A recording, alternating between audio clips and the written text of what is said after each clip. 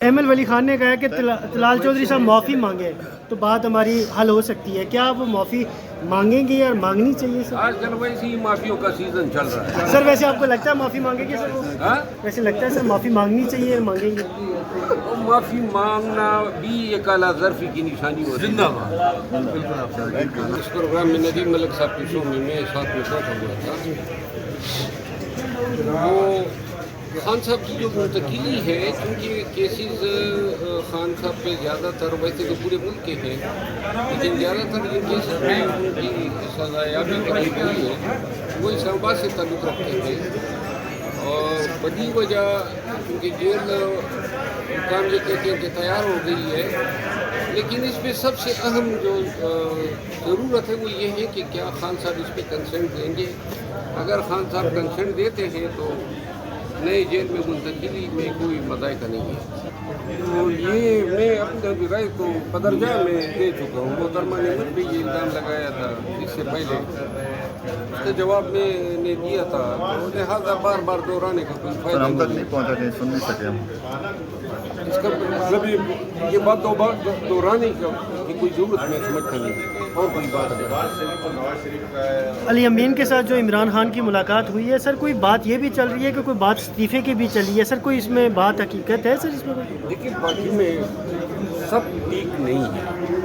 سید اکبر خان جو ہے اشتعال میں آیا اور سی ایم کا ذکر جب ہوا،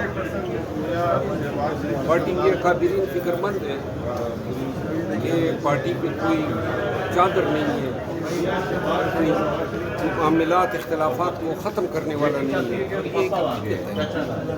جو بھی تفریق پیدا ہوتی ہے کوئی تفریق کو ختم کرنے کے لیے ہوتا ہے، بڑا وہی ہوتا ہے کہ احمد ولی خان سے سیکیورٹی واپس لینا یا گیلانی صاحب سے لینا یہ زیادتیاں ہیں۔ یہ خاندان پہلے ہی تشدد بھی دیکھ چکا ہے اور شرپسندیاں اور دہشت گردی کا سامنا کر چکے ہیں۔ اگر کوئی بیان ان کا پسند نہیں آیا یا کوئی ان کا سیاسی موقف ہے تو یہ سیاسی بنیادوں پر آپ ان کی جان کو خطرے میں ڈال رہے ہیں۔ خدا نخواستہ ان کو اگر کچھ ہوتا ہے تو یہ ایک دائمی ایک بدوا ہوگی، ایک دائمی طور پہ ایک عیب ہوگا جو موجودہ وقت کی وفاقی اور پنجاب کی سرکار اپنے لیے نمائے گی۔ علی امین خان کی وہ تقریر اگر آپ سن لیں، اس میں انہوں نے کہا تھا کہ 90 دن میں ہم سب نے رہا کرانا ہے اور 90 دن کے اندر اندر ہم نے لوگوں کو نکالنا ہے، ہم نے تحریک چلانی ہے۔ تو یہ تحریک اکیلے علی امین خان کی تو نہیں ہے، یہ تو پورے پارٹی کی تحریک ہونی چاہیے تھی۔ 90 ایک دن ایکسپلائٹ ہونا چاہیے تھا، ایک دن پہ لوگ بتاتے۔ پارٹی تو اب تفریق کا شکار ہے۔